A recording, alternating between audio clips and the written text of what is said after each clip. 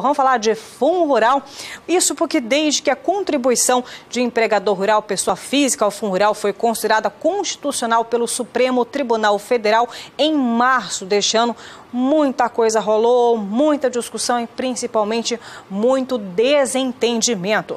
Na semana passada, um novo capítulo da novela Fundo Rural, que foi aprovado o projeto de resolução do Senado que na prática perdoa as dívidas de produtores com fundo.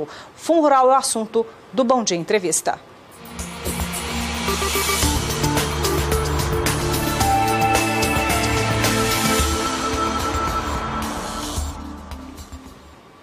E para saber mais sobre que pé está a situação do Fundo Rural, eu vou conversar agora com Pedro Potini Mendes, ele que é consultor jurídico agroambiental. Muito bem-vindo ao Bom Dia, produtor. Pedro, explica para a gente então essa resolução para o produtor entender melhor o que aconteceu dessa vez, de onde surgiu essa PRS 13/2017.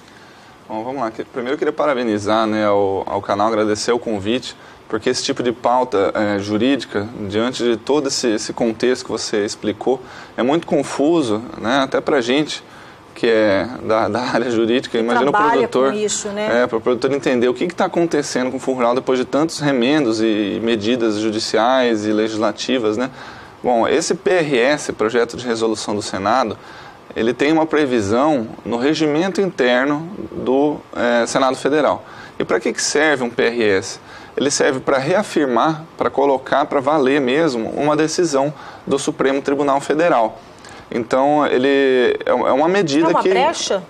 Não, na verdade, ele é uma confirmação, ele é uma validação de decisões do Supremo sobre um determinado assunto. E até aí a gente trouxe, para o produtor entender, uma tela com o texto do que é essa resolução, a previsão, onde que está escrito isso aí. A gente pode mostrar aqui uma primeira tela com o texto do regimento interno do Supremo Tribunal Federal.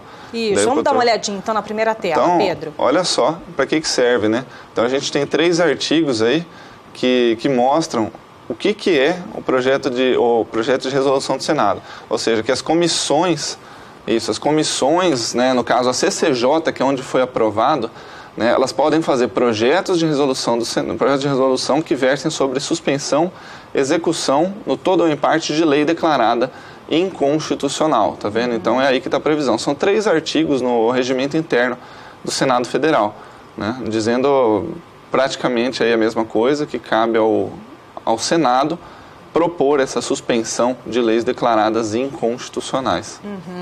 E além disso, a gente tem mais aqui, o produtor deve estar se perguntando o que acontece.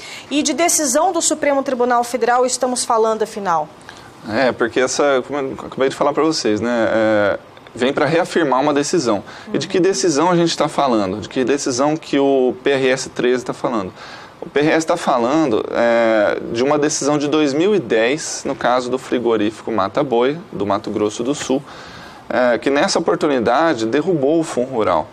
Porque agora a gente está falando de outro nome, nós estamos falando da Contribuição Previdenciária Rural, que a gente acaba chamando popularmente de Fundo Rural, mas o Fundo Rural propriamente dito, ele caiu em 2010 com esse recurso extraordinário. Então, com a ideia de impedir essa nova reedição, o Senado propôs essa resolução para reafirmar aquela lá. Mas ainda assim está meio confuso, Então também a gente tem mais uma tela para mostrar isso, essa situação, todo esse histórico que aconteceu.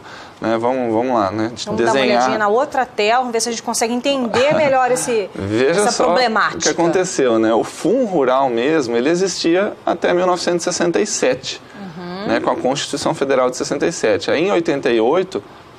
a Constituição Federal, tem só uma correção ali, em 1988, a Constituição Federal acabou com ele, ele ressurgiu com uma lei de 1992, que aí foi derrubada por esse caso do frigorífico Mata Boi em 2010. E aí o que aconteceu? Esse PRS está reafirmando essa decisão. Mas não vou garantir que essa situação é segura, porque foi recriado, ele foi reeditado com uma lei que veio depois e com um outro nome, que é essa Contribuição Previdenciária Rural, na Lei 10.256 de 2001. Essa lei, por sua vez, foi declarada constitucional, válida, no dia 30 de março. E detalhe, esse acórdão não foi publicado ainda. Não foi publicado? Não. E aí depois disso veio a medida provisória, né, 793, que reduziu a alíquota, e depois disso veio o parcelamento pela Instrução Normativa da Receita Federal. Então, olha, assim, eu acho que a gente conseguiu desenhar bem agora o que está acontecendo. Está bem costurado, né? Está bem costurado. Então, não é assim garantido que o Fundo Rural, a contribuição previdenciária rural, né, vai deixar de existir, ainda não é uma vitória, não podemos cantar a vitória, então. Tem que manter os olhos sempre abertos aí com relação a todo esse quadro que a gente explicou. Mas assim, o que esperar então dessa PRS? O que ela abre então? Qual a possibilidade? Bom, esse PRS ainda está sujeito a recursos na Constituição de... Parece que essa semana ia ter alguma coisa ou não? Então, essa semana, não, é até dia 5 de setembro. Na Comissão de Constituição e Justiça, onde ela tramita, ela é terminativa, ou seja, é naquela comissão e acabou. Então, existe um prazo até 5 de setembro. Ultrapassado esse prazo, ela passa a valer em todo o território nacional e corta do texto da lei os incisos que falam da alíquota. Então, fica sem sentido essa contribuição, né? É isso que vai acontecer depois do dia 5 de setembro, se não houverem recursos. Tá, então vamos aproveitar a sua presença aqui para o produtor que está acompanhando, talvez entender um pouco melhor, depois de toda essa colcha de retalhos que desde 1967, né, vem tendo várias mudanças. Então a gente vai fazer a mesma pergunta da anterior. Você recomenda que o produtor faça adesão ao programa de regularização tributária neste momento, Pedro? Olha, absolutamente não. Absolutamente não, por quê? O que reduziu a alíquota e permitiu o parcelamento é uma medida provisória, né? Então, olha a situação que está, né? Todo esse histórico do Fundo Rural, da contribuição previdenciária. A medida provisória, o parcelamento vai até 29 de setembro. A medida provisória pode ir até dezembro, né? E a gente está no meio dessa discussão toda. E no meio disso ainda é importantíssimo lembrar que ainda tem uma ação no Supremo, que é a ação direta de inconstitucionalidade, número 4395. Essa pode produzir efeitos para todos os produtores rurais, independente daqueles que entraram ou não com ação judicial. Então, é importante o produtor acompanhar. Mais uma vez, eu parabenizo o tema de hoje por conta dessa importância aí, né? E mesmo assim, se ele não fizer, ele não vai ficar contra a lei, não. Ele vai continuar, porque ele tem um tempo hábil ainda para esperar tudo isso, essa poeira baixar. A gente precisa se manter vigilante com relação às ações da Receita Federal nesse tema, né? Porque realmente sonegar uma contribuição pode gerar um problema para o produtor, mas a gente tem que acompanhar etapa por etapa, né?